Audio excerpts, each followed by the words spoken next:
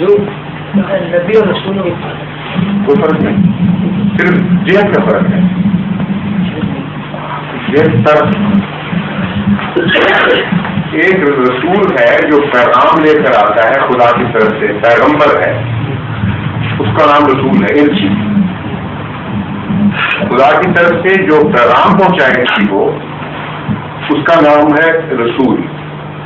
اور خدا کی طرف سے کوئی خبر دے تو اس کو نبی کہتے ہیں.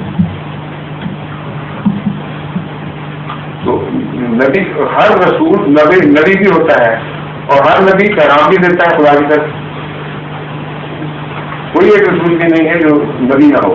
اس کا ثبوت قرآن کریم سے یہ ہے کہ جہاں ایمان کا ذکر ہے، ابھی ہم نے ایمان کی بات کی ہے، آمنت باللہ و ملائکتہ و کتبہ و رسلہ، کل آمن باللہ و ملائکتہ و کتبہ و رسلہ. یہاں کس کا ذکر ہے ایمان کا؟ ایمان باللہ، ایمان بالکتب، ایمان باللہ، ایمان بالملائکہ، ایمان بالکتب اور ایمان بالرسل. ایمان بالنبی کا ذکر ہے قرآن کریم میں؟ ہے کہ نہیں؟ ہاں نہیں نا. تو پھر اس کا مطلب یہ ہے کہ اگر نبی رسول کے علاوہ ہوتے ہیں کچھ تو ان پر ایمان آنا ضروری نہیں. سمجھ جائے نا پوائنٹ. اب ایک اور طرف سے دیکھیں، حضرت صلی اللہ علیہ وسلم کو قرآن کریم میں خاتم الرسل نہیں قرار دے دیا، خاتم النبیین قرار دیا.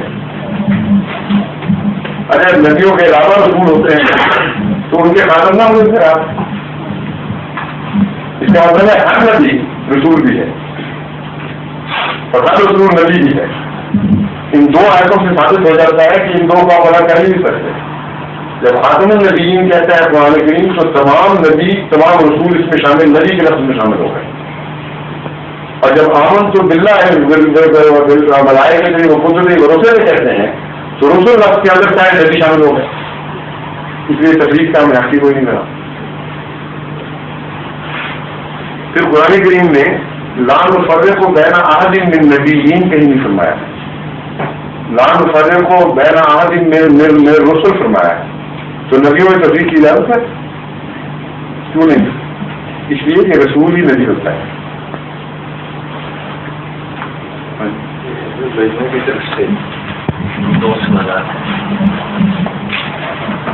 ظہور مہدی آخر زمان